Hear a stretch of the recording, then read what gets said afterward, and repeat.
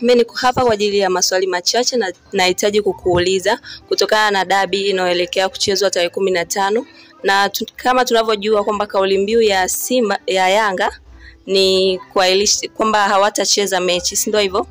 Yep. Sawa, mimi na maswali yangu hapa kwamba kama ikitokea Yanga wamekataa kucheza mechi, mtakubali Simba wapewe pointi 3? Of course hapa kuna vitu vingi ambavyo mpaka sasa vinaendelea kwa sisi wapenda soka na tunaofuatilia masuala ya mpira, hasa wadau wa michezo kama sisi. Kuna vitu vingi vinavyoendelea kupitia hili sakata la dabi ya Kariakoo kutoka ilivyokuwa imetangazwa mwanzo kuahilishwa siku ya tarehe mwanzo. Mchezo ulikuwa umepangwa kuchezwa siku ya tarehe 8 Machi, ukaahilishwa kutokana na kwamba Simba hawakuridhika na vitu ambavyo walifanya siku moja kabla ya mchezo ambao ilikuwa ni tarehe 7 katika majira ya saa 1 hivi kama sikosei. Simba walifanyiwa vurugu ya walivyozuiwa kuingia uwanjani kwenda kufanya mazoezi kwa mujibu wa kanuni na sheria kama jinsi ambavyo walivyokuwa wanahitaji wao wafanye mazoezi ya kikanuni. Sasa baada ya kufanyiwa hivyo, nafikiri wao wakaweza kuandika barua na kuiweka katika vyombo vya habari, taarifa kwa umma, ambayo wao wenyewe walikuwa wanawatuhumu moja kwa moja mashabiki wa klabu ya Young Africans ambao wao waliwaita mabodyguard. Kwa hiyo hapa kama ikitokea Young Africans wameacha kucheza mechi hii, kwamba wapo tayari Young Africans Simba waone wakipewa hizo pointi 3, of course wao ukiwasikiliza wananchi, mashabiki na wapenda soka, hasa mashabiki wa Young Africans, wao wanasema wako radhi Simba wapewe hizo alama 3 na wako radhi wapate adhabu yoyote, ili mradi tu kwamba Young Africans wanachokitaka na wanachokidimandi kwamba haki itendeke, ambayo wao wanahisi kama wamenyimwa haki yao. Kwa hiyo wako radhi alama 3, hata wako radhi kwa matokeo yoyote yatakayotolewa na uamuzi wote utakaochukuliwa na bodi ya ligi, endapo kama hawatasikilizwa haja zao wanazozitaka. Sawa, na inaleta taswira gani katika mpira wetu wa Tanzania? Of course hii inaleta taswira mbaya ukilinganisha kwamba ligi yetu sasa hivi ni namba 4 katika renki za CAF, ni namba 4 kwa ubora. Ukija kutoa ligi ya Misri, ligi ya Morocco, ligi ya Tunisia, inafuata ligi ya Tanzania. Kwa hiyo hii italeta taswira mbaya na itashusha kabisa, itashusha heshima ya soka letu la Tanzania kutoka na hizi sifa ambazo tunazipata kwamba ligi yetu ni bora na ni namba 4. Kwa hiyo vitu kama hivi ni vitu mojawapo ambavyo vinaweza vikashusha hadhi ya mpira wetu wa Tanzania. Kosa la kuahirisha mechi ya kwanza ni kosa la nani kati ya Simba na Yanga? Hapa ukija kuangalia na ukifuatilia vitu vyote ambavyo vilitokea kuanzia Machi 7 mpaka sasa hivi, vitu vinavyoendelea hapa, katika hizi mimi siwezi kuona kosa la Simba na Yanga, ila hapa kosa hususan kwa Simba ninaweza nikamtoa pembeni kabisa, lakini hapa tutamuongelea bodi ya ligi na Young Africans, kwa sababu Simba yeye aliweza kufanyiwa alichofanyiwa na akaandika demand yake, akaandika demand letter, akaweka katika mitandao ya kijamii na taarifa kwa umma kupitia mitandao yao official kabisa ya Instagram, kwamba hawatoshiriki mchezo huu wa namba 184 mpaka pale ambapo bodi ya ligi na TFF watakapochukua hatua juu ya wale ambao wamefanya kuwazuia Simba wasifanye mazoezi ya kikanuni ambayo walikuwa wanakwenda kufanya katika uwanja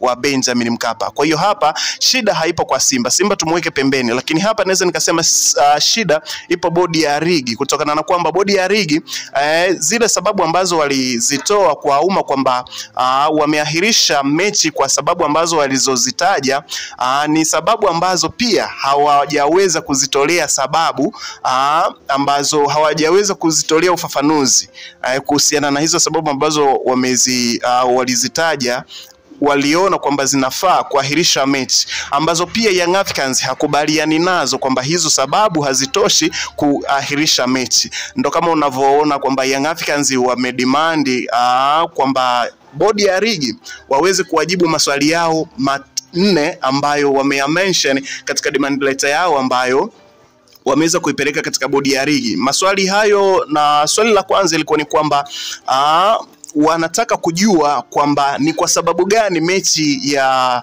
dabi ya Kariakoo ambayo ilitajwa kuchezwa Machi 8 iliahirishwa. Lakini swali la pili ni kwamba uwanja wa Benjamin Mkapa ni mali ya serikali, sio mali ya Yanga wala Simba Sports Club. Je, ni nani aliyewazuia Simba kwenda kufanya mazoezi katika siku hiyo? Na swali la tatu, bodi ya ligi wamechukua hatua gani kwa wale ambao waliwazuia Simba kwenda kufanya mazoezi katika siku hiyo, na ni mazoezi yao ya kikanuni kabisa? Na swali la 4, kwamba kwa nini bodi ya ligi wamepanga tarehe mpya pasina kuwaita Young Africans na Simba kuketi nao meza moja ya mazungumzo ili kutatua changamoto ambazo zinaendelea mpaka sasa hivi. Kwa hiyo mimi naona hapa makosa yapo kwa bodi ya ligi moja kwa moja.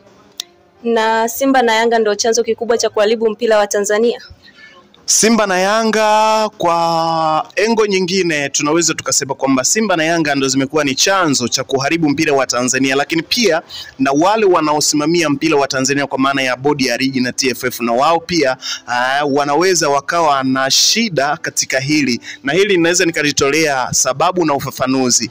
Okay, sababu ambazo ninaweza nikazitoa hapa kwamba kwa upande wa Simba na Yanga ndo chanzo cha kuharibu mpira wa Tanzania. Yes, of course inaweza ikawezekana, kwa sababu hata haya yanayoendelea hivi sasa, kama isingekuwa Simba na Yanga, hata hiki tulipofikia hapa sasa hivi isingekuwa.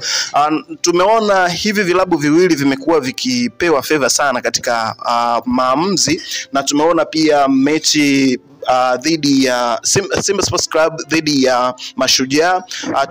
Tuliona pia mechi ya Simba na Singida Black Star ni mechi ambazo zimekuwa na mkanganyiko mwingi na katika maamuzi, na inaweza ikatupa sura na taswira ya kwamba ni kweli hivi vilabu viwili vikubwa vya Kariakoo ndo vilabu ambavyo vinaleta mgongano, na ndo vile ambavyo vinaweza vikaharibu soka letu la Tanzania. Lakini pia mamlaka ambazo zinasimamia soka kwa maana ya bodi ya ligi na TFF, tuliona kwamba hata viongozi wa serikali kwa maana ya wabunge walijaribu kuzungumza siku moja kwamba viongozi ambao wanasimamia hizi taasisi na ambao wanasimamia mpira kwa maana ya shirikisho la mpira Tanzania TFF na bodi ya ligi wapunguze favor kwa vilabu hivi viwili. Yani hiyo ni moja kwa moja kabisa kwamba viongozi wanazipendelea timu hizi mbili. Nataka kusema hivyo kwa sababu gani? Katika mechi ya Singida Black Star na mechi ya Mashujaa ilitokea sintofahamu ambazo zilifanya mpaka viongozi wa benchi la ufundi kwa maana ya technical bench la Simba walipewa kadi, na katika benchi la Mashujaa nao pia baadhi yao walipewa kadi na kuondolewa kabisa kuwa sehemu ya mchezo huo. Lakini tumekuja kuona hukumu ambayo imekuja kutolewa na bodi ya masaa 72 ambayo inatokea katika bodi ya ligi. Tumeona kwamba viongozi baadhi wa timu ya Mashujaa na timu ya Singida ndo wameweza kuadhibiwa, lakini viongozi wa Simba kwa maana ya kocha wa Simba Sports Club ambaye alifanya kosa lile ambalo alilolifanya kocha wa Singida, yeye hajaadhibiwa kwa namna yoyote dhidi ya kutozwa faini katika kosa hilo, lakini kocha mwenzie yeye amefungiwa michezo 3. Na hii unaona kabisa kwamba wameweza kufanya hivyo kutokana na kwamba wameona kama kocha wa Simba Fadlu Davis akifungiwa michezo 3, ina maana atakuwa hayupo katika sehemu ya mchezo katika mechi ya Simba na Yanga. Kwa hiyo unaona kabisa kwamba tayari ni favor ambayo viongozi wenyewe wamewabeba hivi vilabu viwili. Kwa hiyo hapa hili swali ni kweli kwamba Simba na Yanga ndo wale ambao wanahusika sana katika kuharibu mpira wa Tanzania, lakini pia viongozi na mamlaka ambazo zinasimamia mpira wetu wa Tanzania. Msikilizaji, mimi mpaka hapo sina la ziada. Hayo yalikuwa ni maoni ya mdau wa soka. Ulikuwa nami Epnes Alex wa TFM.